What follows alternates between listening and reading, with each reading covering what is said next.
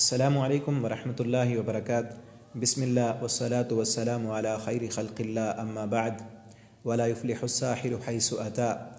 امید ہے آپ سب خیر و عافیت سے ہوں گے اور ایمان کی بہترین حالت میں ہوں گے۔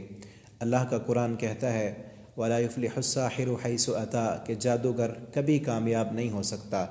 جادو کرنا کفر ہے اور جادو کا علاج بھی جادو کے ذریعے نہیں کرایا جا سکتا، کیونکہ جادوگر جادو کرنے کے لیے یا جادو کا علاج کرنے کے لیے شیطان سے مدد لیتا ہے، اور شیطان سے مدد لینے کے لیے جادوگر کو شیطان کو خوش کرنا پڑتا ہے۔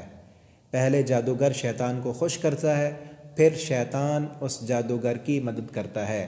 تو جادوگروں کو شیطان کو خوش کرنے کے لیے بہت ہی گھناؤنے کفریہ کام کرنے پڑتے ہیں۔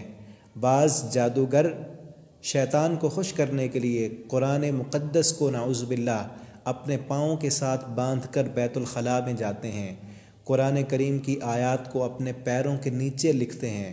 بعض جادوگر قرآن کریم کو حیض کے خون سے انسانی گندگی کے ساتھ لکھتے ہیں۔ بعض حالت جنابت میں رہتے ہیں۔ بعض جادوگر شیطانوں کو خوش کرنے کے لیے بغیر بسم اللہ اور تکبیر پڑھے جانور کو ذبح کرتے ہیں، اور پھر شیطانوں کی بتائی ہوئی مخصوص جگہ پر ان جانوروں کا گوشت پھینک کر آتے ہیں۔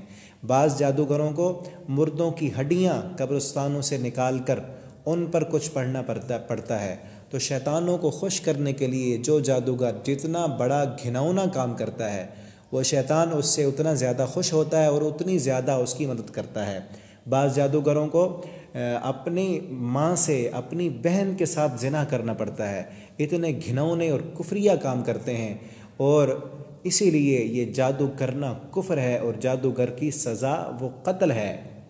جادوگر اور جادو کرنے والا بالکل اسلام سے خارج اور کفر اور شرک میں بہت دور درجے میں جا پڑتے ہیں۔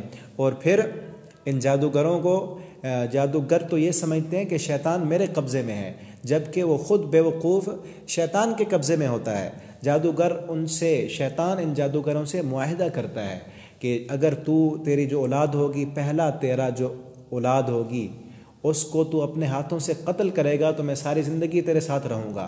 تو اپنی ماں کے ساتھ زنا کرے گا تو اتنے عرصے کے ساتھ تیرے ساتھ رہوں گا۔ فلاں دربار پر جا کے سجدہ کرے گا، فلاں ستارے کو سجدہ کرے گا تو میں تیری اتنی مدد کروں گا۔ تو یہ جادوگر خود اس کی قید میں ہوتا ہے۔ ہو سکتا ہے بعض ساتھیوں کو میری یہ باتیں عجیب لگیں، لیکن اگر آپ کسی جادوگر کو دیکھیں گے تو اس کا چہرہ دیکھتے ہی میری یہ ساری باتیں آپ کو حقیقت معلوم ہوگی، کیونکہ اس کے چہرے پر کفر کی سیاہی چھائی ہوتی ہے، سیاہ بادل اس کے چہرے پر منڈلا رہے ہوتے ہیں۔ اور اگر آپ کسی جادوگر کو قریب سے جانتے ہوں تو آپ نے اس کی زندگی کو بڑا حیران کن پایا ہوگا۔ اس کی اپنے گھر میں بھی نہیں بن پاتی، بیوی بچوں کے ساتھ اس کی لڑائیاں اور جھگڑے ہوتے ہیں، اور اکثر جادوگروں نے اپنے ٹھکانے دنیا سے دور الگ تھلگ ویرانوں میں بنائے ہوتے ہیں۔ اور پھر یہ شیطان، اگر یہ جادوگر شیطان کے بتلائے ہوئے کاموں کو نہ کریں، وہ کفریہ اور شرکیہ گھناؤنے کام، قتل، زنا اور اللہ کی آیتوں کے ساتھ مذاق، قرآن کی توہین، یہ سارے گھناؤنے کام اگر یہ جادوگر نہ کرے یا ان میں کوتاہی کرے تو شیطان سوائے اس کے کہ اس کی مدد کرنا چھوڑ دیتا ہے، بلکہ وہ شیطان، وہ جن اس جادوگر کو تکلیف دینا شروع کر دیتا ہے، اس جادوگر کو، اس کے بیوی بچوں کو، اس کے رشتہ داروں کو تکلیف دیتا ہے۔ تو اسی لیے جادوگر کی دنیا بھی برباد ہے، اس کا ایمان بھی ختم ہے، آخرت بھی برباد ہے۔ دنیا میں اس کی سزا یہی ہے کہ اسے قتل کر دیا جائے، اور یہ قتل حکومت وقت، اسلامی حکومت کی یہ ذمہ داری ہے کہ جتنے بھی جادوگر ہوں جو اسلام کی توہین کرتے ہیں، قرآن کی توہین کرتے ہیں اور اللہ سے دور ہوتے ہیں، لوگوں کو بھی رب سے دور کرتے ہیں اور لوگوں میں فسادات پیدا کرتے ہیں، دنیا کے چند کھوٹے سکے کمانے کے لیے آپس میں انسانوں کی دشمنیاں کراتے ہیں، ان کو قتل کر دیا جائے۔ اور آپ سے یہ باتیں شیئر کرنے کا مقصد صرف یہی ہے کہ ہم دین اسلام کی طرف آئیں، شریعت کی طرف آئیں۔ اللہ نہ کرے کسی کے ساتھ یہ معاملات، جادو ٹونا جو آج کل بہت عام ہو چکا ہے، ہو جائیں تو اس کا علاج جادو سے نہیں ہے، اس کا علاج قرآن و سنت میں ہے۔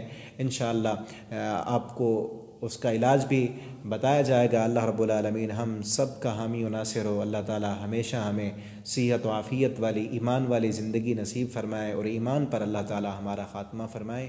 والسلام علیکم ورحمۃ اللہ وبرکاتہ۔